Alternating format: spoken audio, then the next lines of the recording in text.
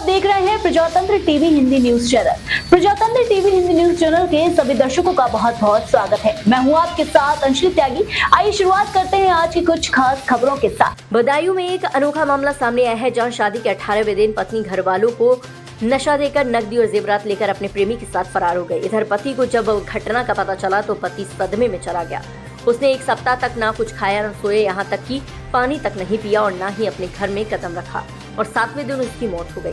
परिजनों का आरोप है कि एक तरफ उसे पत्नी के जाने का गम था तो दूसरी तरफ उसके ससुराल के लोग उसे धमकाते थे, जिससे वह सदमे में चला गया और उसने सब कुछ त्याग दिया और अंततः उसकी मौत हो गई। परिजनों द्वारा पुलिस के पास कई बार प्रार्थना पत्र दिया गया, लेकिन कोई कार्रवाई नहीं हुई। आरोप है कि थाने पर तैनात एएसआई ने उल्टा उन्हें भगा दिया। फिलहाल मृतक की मां ने शासन से बेटे के न्याय की गुहार लगाई है। मामला बदायूं के दातागंज क्षेत्र के कस्बे का है, जहां रमेश की शादी 22 अप्रैल 2025 को बदायूं के ही अलापुर थाना क्षेत्र के ढका योरारा गांव से हिमांशी उर्फ मानसी नामक लड़की से हुई थी। परिजनों के मुताबिक शादी के बाद से सब ठीक चलता रहा। हालांकि रमेश की पत्नी उस दौरान फोन पर घंटों बात करती थी। रमेश के विरोध करने पर वो मायके पक्ष से बात करने का बहाना बना देती थी। कुछ दिन बाद रमेश मजदूरी करने पंजाब चला गया। इस दौरान हिमांशी ने अपने प्रेमी को घर पर कई बार बुलाया और शादी के महज 18वें दिन 10 जून को घर वालों को नशा देकर हिमांशी अपने प्रेमी के साथ फरार हो गई। रमेश को जब पता चला तो वह अगले दिन घर आया और कोतवाली दातागंज में प्रार्थना पत्र दिया। आरोप है कि इस दौरान पुलिस ने उसकी अनसुनी कर दी। इस दौरान रमेश के ससुराली जन रमेश को इसका जिम्मेदार मानते रहे और उल्टा रमेश को फंसाने की धमकी देते रहे। परिजन के मुताबिक ससुरालियों की धमकी और पत्नी के प्रेम के वियोग से परेशान रमेश ने एक सप्ताह तक ना कुछ खाया, ना पिया और ना सोया।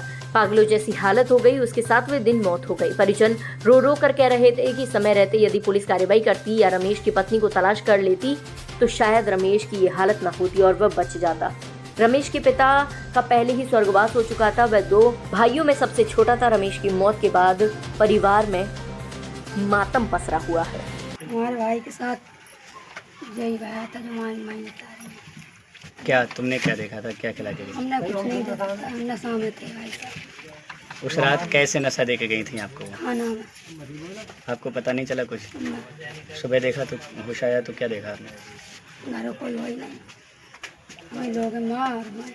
भाई किस हालत में रहता था पत्नी के जाने के बाद आपका? भाई बहुत हालत में बेकार था। बेटे के साथ जो भाई रोटी ना खाए और बीवी चली गई, बच्चा कमे ला हमारा खत्म हो गया। पत्नी जाने के कितने दिन तक रोटी नहीं खाई थी? पत्नी के घर नहीं, वो पंजाब से आया तो रोटी नहीं खाई। 8 दिन। शादी कितने दिन पहले हुई थी? 2 महीना। कहीं ढूंढने का प्रयास किया पुलिस ने, कोई कार्रवाई की? ना करे। मैंने पुलिस को दरखास्त लगाई तो पुलिस ने जाकर तुम भी इनको ढूंढ खिलाओ तब भी हम पकड़ा करी करेंगे।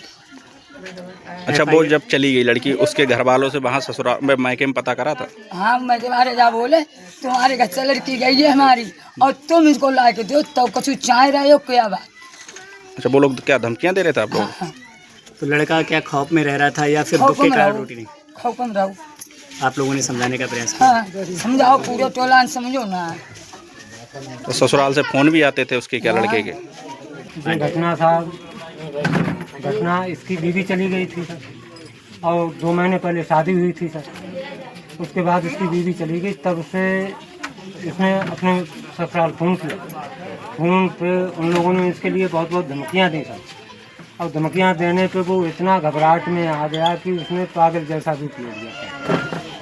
पागल इतना हो गया कि वो ना खाना खाता था, ना पानी पीता था, और किसी से कोई बोल चाल, बोलना चालना सब कुछ बंद कर दिया।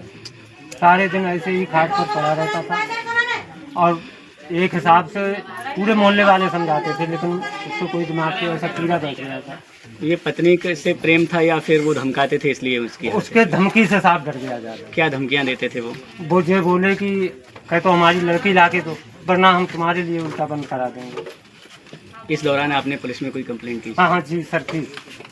क्या रहा पुलिस का?